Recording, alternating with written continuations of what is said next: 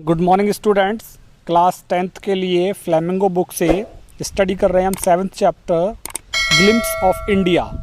Glimpse means झलकियाँ of India, Bharat की झलकियाँ। भारत के विभिन्न हिस्सों के बारे में आपको बताया जाएगा। 3 पार्ट्स हैं इस लेसन में।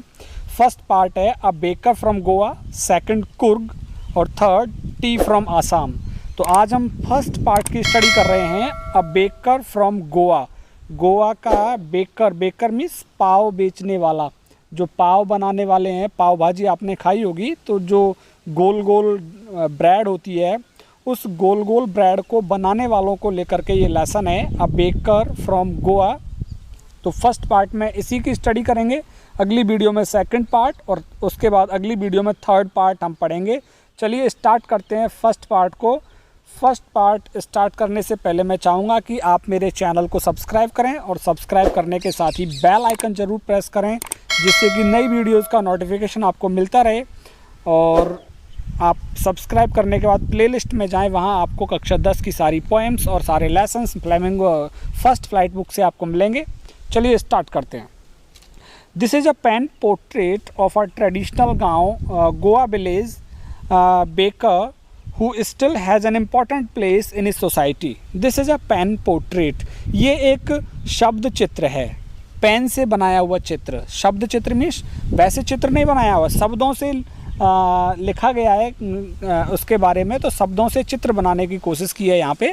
तो this is a pen portrait, ये एक शब्द चित्र है of a traditional Goa village baker, एक परंपरागत गोवा राज्य के गांव का एक बेकर।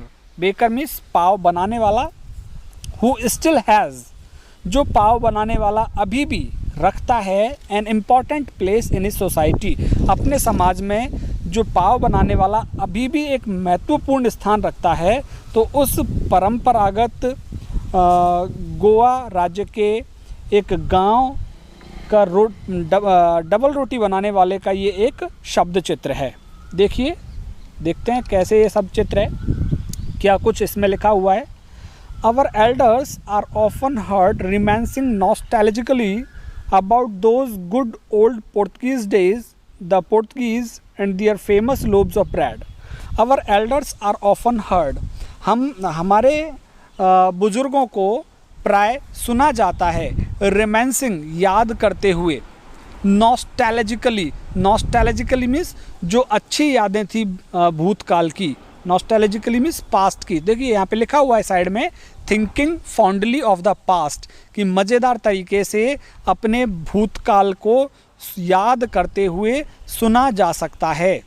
तो शुरू में हमने देखा है कि our elders are often heard, हमारे बुजुर्गों को प्राय सुना जाता है, रिमेंसिंग नॉस्टैल्जिकली, अपने भूतकाल की यादों को कहते हुए सुना जाता है। About those good old Portuguese days, उन अच्छे पुर्तगीज़ के दिनों की याद करते हुए, the Portuguese and their famous loaves of bread, वो उन पुर्तगीज़ की याद करते और उनके जो प्रसिद्ध लोब्स ऑफ ब्रेड, जो लोब्स मीन्स पाव, जो पाव थे, पाव की जो ब्रेड थी, उन ब्रेड की याद करते हुए हमारे बुजुर्गों को सुना जाता है। जब गोवा पर पुर्तगालियों का शासन था उस टाइम की बात है। Those eaters of loaves might have banished but the makers are still there. Those eaters of loaves, वो पाव खाने वाले, माइट हैव बैनिस्ड, हो सकता है यहाँ से चले गए हों, बैनिस्ड मीन्स समाप्त हो जाना, चले जाना, तो वो पाव खाने वाले हो सकता है यहाँ से चले गए हों, but the makers are still there, लेकिन बनाने वाले अभी वहीं पर ही हैं, जो पाव बनाने का काम करते हैं वो अभी भी गोवा में ही हैं। We still have amongst us the mixers, the moulders and those who bake the loaves, अभी भी हमारे बीच में है द मिक्सर्स, आटा बनाने वाले, जो ब्रेड बनाने से पहले जो आटा गूंथने वाले, तो हमारे बीच में अभी भी आटा गूंथने वाले लोग हैं। द मोल्डर्स, मोल्डर्स मीन्स एक पर्टिकुलर शेप देने वाले, एक विशेष आकृति देने वाले उस आटे को। And those who bake the loaves, और वो लोग भी हैं जो उन रोटियों को, उन पाव को जो भूनने का काम करते हैं, सिकाई करने का काम करते हैं। तो हमारे बीच में ये लोग अभी भी रहते हैं। आटा गूंथने वाले, साथ ही एक विशेष साइज़ देने वाले उस आटे को, और विशेष साइज़ की उन पाव को भूनने वाले अभी भी हमारे बीच में हैं। Those age old time tested furnaces still exist, वो पुरानी जो समय की कसौटी पर खरी उतरी हैं, टाइम टेस्टेड, जिन भट्टियों की समय ने परीक्षा ली है, समय जिन भट्टियों के ऊपर अपना प्रभाव डाल पाया है, वो अभी भी एग्जिस्ट, अभी भी वो भट्टियाँ अस्तित्व में हैं गोवा के गाँव में। The fire in the furnaces has not yet been extinguished, उन भट्टियों में जो आग है अभी तक एक्सटिंग्विश्ड, बुझी नहीं है, जो उन भट्टियों की आग अभी भी ख़त्म नहीं हुई है। The third and jingle of, third means third की आवाज़, और जिंगल मीन्स झंझनाहट की आवाज़। थर्ड मीन्स किसी चीज़ को हम ठोकते हैं, ठक ठक की आवाज़, और जिंगल झंझनाहट की आवाज़। Of the traditional bakers bamboo, जो परंपरागत बेकर्स हैं, बेचने वाले हैं, पाव बेचने वाले, उनके बम्बू की, उनके बांस की ठक ठक की आवाज़ और उनके बांस की झनझन की आवाज़। हेराल्डिंग, वो बताती है, घोषणा करती है ये आवाज़ किस चीज़ का, his arrival in the morning, कि सुबह सुबह ये लोग आ गए हैं अपना पाव बेचने के लिए, इस चीज़ का संकेत करती हैं।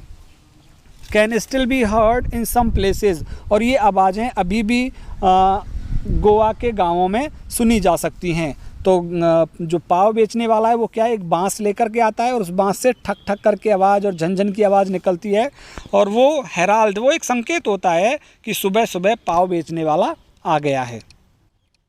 May be the father is not alive but the son still carries on the family profession, हो सकता है कि उनके पिता अभी जीवित ना हों, पाव बनाने वाले और बेचने वालों के, but the son still carries on the family profession, लेकिन जो उनका बेटे हैं वो अभी भी अपने परिवार के व्यवसाय को आगे ले जाते हुए चलते हैं, वो अभी उसी व्यवसाय में लगे हुए हैं।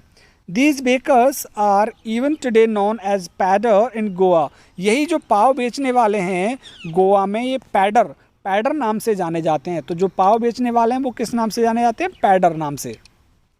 During our childhood in Goa the baker used to be our friend, companion and guide. During our childhood in Goa, बचपन में हमारे गोवा में निवास के दौरान, लेखक कह रहा है कि जब बचपन में मैं गोवा में रहा उस दौरान, the baker used to be our friend, जो पाव बेचने वाला आता था वो हमारा दोस्त होता था, हमारा साथी होता था, एंड गाइड, और हमारा मार्गदर्शक के रूप में भी होता था। He used to come at least twice a day, वो दिन में कम से कम 2 बार आता था। कब कैसे कैसे आता था देखिए। Once when he set out in the morning on his selling round, एक बार तब जब सेट आउट, जब वो रवाना होता था, इन द मॉर्निंग, सुबह, ऑन हिज सेलिंग राउंड, अपने पाव बेचने के लिए, एक बार जब वो घर से निकलता था तब एक बार आता था हमारे घर। And then again when he return after emptying his huge basket, और फिर एक बार जब वो वापस लौटता था, after emptying his huge basket, अपनी बड़ी सी टोकरी को खाली करके जब वो लौटता था तब एक बार हमारे घर के पास से निकलता था। The jingling third of his bamboo woke us up from sleep and we ran to meet and greet him. The jingling third, जो थर्ड की आवाज़ थी, ठक ठक की आवाज़ और झंझनाहट की आवाज़, ऑफ हिज बम्बू, जो उसके बाँस से आती थी, woke us up, वो हमको जगा देती थी, फ्रॉम स्लीप, हमारी नींद से, and we ran to meet and greet him, और हम दौड़ते थे उससे मिलने के लिए और उसका स्वागत करने के लिए। तो कह रहा है कि हम उसके बाँस की थड़ की आवाज़ और झंझनाहट की आवाज़ से जागते थे। वाई वॉज इट सो, ऐसा क्यों था कि हम क्यों दौड़ते थे उसकी तरफ, उससे मिलने क्यों जाते थे। Was it for the love of the loaf, क्या ये हमारा जो रोटियां थी, पाव की रोटियां, उनके प्रति हमारा प्रेम था इसलिए हम जाते थे। नॉट एट ऑल, नहीं, ऐसी बात नहीं थी। This the loaves were bought by some पैस्किन और बेस्टिन्स, कि जो लोब्स थे, जो रोटियां थी, वो तो खरीद ली जाती थी किसी भी पैस्टिन या बेस्किन के द्वारा। The loaves were bought by some पैस्किन और बेस्टिन the maid servant of the house, की जो रोटियां थी, पाव थे, वो तो खरीद लिए जाते थे पैस्किन या बेस्टिन नाम की किसी मेड सर्वेंट, महिला नौकर के द्वारा, जो हमारे घरों में थी। What we longed for were those bread bangles which we choose carefully. Sometimes it was sweet bread of special make. What we longed for, हमारी इच्छा क्या होती थी वहाँ दौड़कर जाने की, but those bread bangles, वो गोल गोल पाव थी, which we choose, जिनको हम चुनते थे केयरफुली, बड़ी सावधानी से, कि हम टोकरी में से बड़ी सावधानी से जो गोल गोल ब्रेड होती थी उनको चुनते थे. Sometimes it was sweet bread of special make, कभी कभी मीठी पाव भी मिलती थी, विशेष प्रकार की बनाई हुई पाव थी वो, तो कभी कभी मीठी पाव भी हम खरीदते थे. The baker made his musical entry on the scene with the jang jang sound of his specially made bamboo staff. The baker made his musical entry, जो पाव बनाने वाला था वो अपनी संगीत की ध्वनि के साथ प्रवेश करता था ऑन द सीन, परिदृश्य पर, with the jang jang sound of his specially made bamboo staff, जो उसका बैम्बू बांस का बना हुआ जो स्टाफ जो डंडा होता था, उस बांस के डंडे की झनझन की आवाज़ से के आवाज़ के साथ ही वो प्रवेश करता था, मतलब वो आता था बेचने के लिए. One hand supported the basket on his head, एक हाथ तो टोकरी पे रहता था, उसकी जो सिर पे टोकरी होती थी, and the other bang the bamboo on the ground, और दूसरे हाथ से वो अपने बांस को ठोकता था मैदान पर ठक ठक की आवाज़ के लिए. He would greet the lady of the house with good morning, वो घर की महिलाओं का स्वागत करता था सुबह की नमस्कार करके, and then place his basket on the vertical bamboo, और फिर अपनी उस टोकरी को, बास्केट, उस टोकरी को प्लेस रख दिया करता था ऑन द वर्टिकल बम्बू, जो लंबा खड़ा हुआ बांस होता था उस बांस के ऊपर रख दिया करता था. We kids would be pushed aside with a mild rebuke and the loaves would be delivered to the servant. हम बच्चों को, we kids, हम बच्चों को we kid would be pushed aside, हम बच्चों को एक तरफ अलग कर दिया जाता with a mild rebuke, एक छोटी सी डांट फटकार से, जब हम उसकी टोकरी पर छा जाते थे तो हमें अलग कर दिया जाता. and the loaves would be delivered, और फिर वो जो पाव हैं वो दे दिए जाते to the servant, घर की किसी नौकर को. But we would not give up, लेकिन हम मानने वाले कहाँ थे, हम तो उसकी टोकरी पर झुके ही रहते थे, हम मानने वाले कहाँ थे. But we would not give up, लेकिन हम मानते ही नहीं थे. We would climb a bench, हम या तो किसी बेंच पर चढ़ जाते, और the parapet, and peep into the basket somehow, या किसी पैरापेट होता है जैसे छत की मुंडेल होती है, मुंडेर के ऊपर चढ़ जाते हैं, तो हम किसी मुंडेर पर चढ़ जाते या फिर किसी बेंच पे चढ़ जाते, एंड पीप इनटू, और झांकते, इन द बास्केट, टोकरी में, समहाउ, किसी भी तरह से होता, हम उसकी टोकरी में झांक कर देखते ही थे. I can still recall the typical fragrance of those lobes, मैं अभी भी याद कर सकता हूँ उस विशेष खुशबू को जो उन लोब्स में से, जो उन पाव में से आती थी. Lobes for the elders and the bangles for the children, जो पाव होते थे लोब्स वो बड़ों के लिए होते थे, एंड बैंगल्स, और जो गोल गोल होते थे वो बच्चों के लिए होते थे. Then we did not even care to brush our teeth और वॉश आवर माउथ्स प्रॉपरली, जब एक बार ब्रेड खरीद लिए जाते, then we did not even care, हम चिंता भी नहीं करते, टू ब्रश आवर टीथ, हमारे दांतों को साफ़ करने की, और वॉश आवर माउथ्स प्रॉपरली, ना ही हमारे मुंह को हम सही तरीके से धोते. एंड वाई शुड वी, और हम क्यों धोएं. Who would take the trouble of plucking the mango leaf for the toothbrush, कि who would take the trouble, कौन समस्या उठाएगा, कौन परेशानी लेगा, of plucking, तोड़ने की, the mango leaf, आम के पत्तों को तोड़ने की समस्या कौन लेगा, for the toothbrush, टूथब्रश बनाने के लिए, कि टूथब्रश करने के लिए, कि आम के पत्तों को कौन तोड़ेगा और कौन दांतों को रगड़ेगा, ये समस्या कौन ले उठाएगा. And why was it necessary at all, और ये दांत साफ करना आवश्यक ही क्यों था. The tiger never brushed his teeth, एक जो बाघ होता है कभी भी अपने दांतों को साफ नहीं करता. Hot T could wash and clean up everything so nicely after all, कि जो गरम गरम चाय है वो क्लीन अप कर सकती है, साफ़ कर सकती है, एवरीथिंग सो नाइसली, हर चीज़ को जो गरम गरम चाय आसानी से साफ़ कर देती है. आफ्टर ऑल, तो हमें क्या ज़रूरत है हम कि ब्रश करें और आम की जो लीफ है, मैंगो लीव्स, उनका हम ब्रश बनाएं, हमारे लिए क्या ज़रूरत है. तो यहाँ पे अब ये ख़त्म होने पे आ रहा है ये लेसन, छोटा सा ही है. Marriage gifts are meaningless without the sweet bread known as the बोल। जो शादी के उपहार थे वो निरर्थक माने जाते थे, without the sweet bread known as बोल। यदि जो मीठा पाव नहीं होता था, जिसको बोल के नाम से जाना जाता था, मीठे पाव को, यदि ये मीठा पाव नहीं होता था गिफ्ट्स में, तो शादी के उपहारों को उपहार नहीं समझा जाता था। जस्ट एज अ पार्टी और अ feast loses it's charm without bread. जिस तरह से कोई पार्टी या कोई दावत अपना आकर्षण खो देती है बिना पाव के, उसी प्रकार से शादी में यदि मीठी ब्रेड ना हो, जिसको बोल के नाम से जाना जाता था, तो शादी के उपहारों को मीनिंगलेस समझा जाता था। Not enough can be said to show how important a baker can be for a village.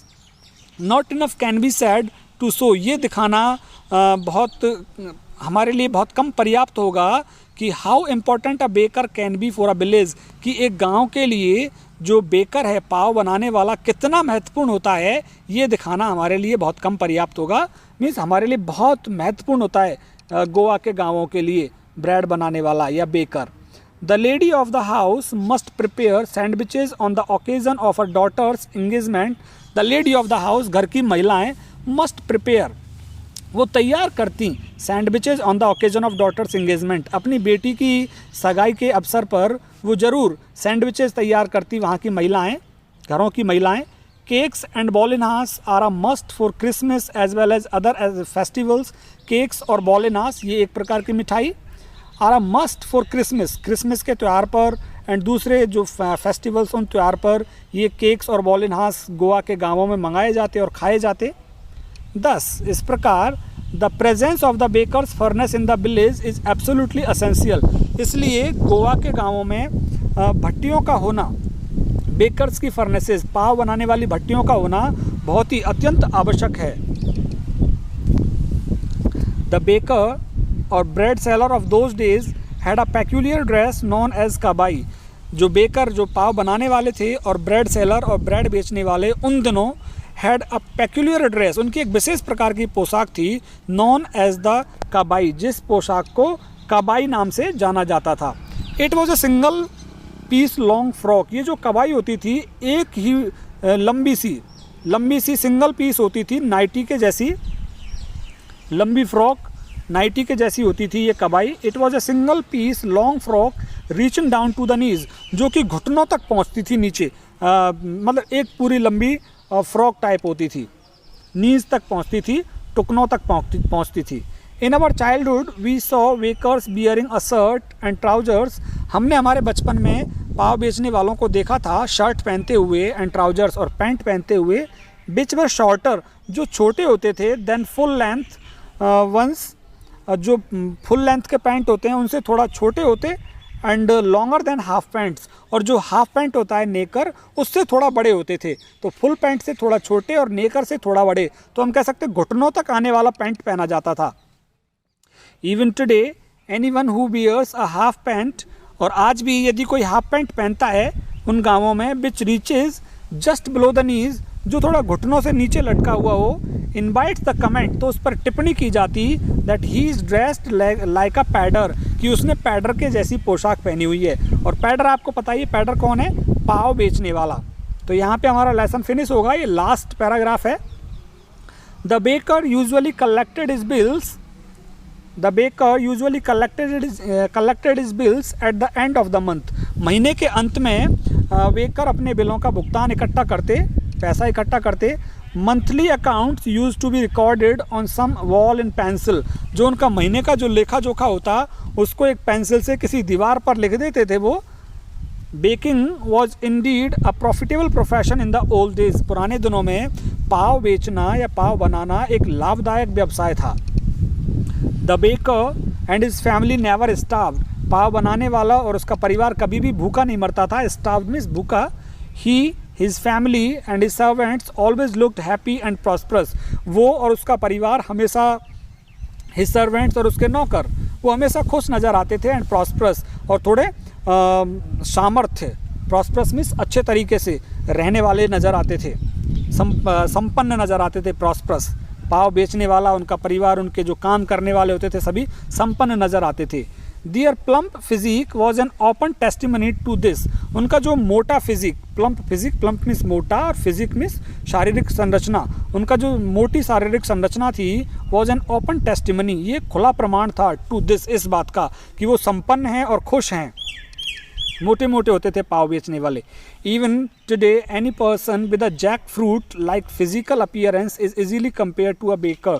आज भी किसी व्यक्ति का जो दिखावा है, फिजिकल स्ट्रक्चर, फिजिकल अपीयरेंस, शारीरिक दिखावा जैक फ्रूट के जैसा हो, कटहल के जैसा गोल गोल और मोटा हो, अपीयरेंस मीन्स दिखावा, शारीरिक संरचना, शारीरिक दिखावा किसी के जैक फ्रूट के जैसा हो, is easily compare to baker, तो उस व्यक्ति को आसानी से तुलना कर दी जाती है किसके साथ?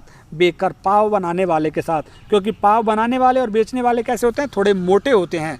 तो यहाँ पे आपने देखा उनकी पोशाक के बारे में आपको पता लगा, कवाई उनकी पोशाक, और बेकर को क्या नाम से जानते थे? पैडर के नाम से जानते थे, और हमेशा संपन्न रहने वाले मोटे व्यक्ति हुआ करते थे। तो ये हमारा लेसन रहा। उम्मीद करता हूँ आपको पसंद आया होगा, और पसंद आया है तो आप मेरे चैनल को सब्सक्राइब करें, और सब्सक्राइब करने के साथ ही दोस्तों को शेयर करें। आप देखिए प्लेलिस्ट में बहुत सारी वीडियोज़ आपका इंतज़ार कर रही हैं। बहुत बहुत धन्यवाद आप सभी का।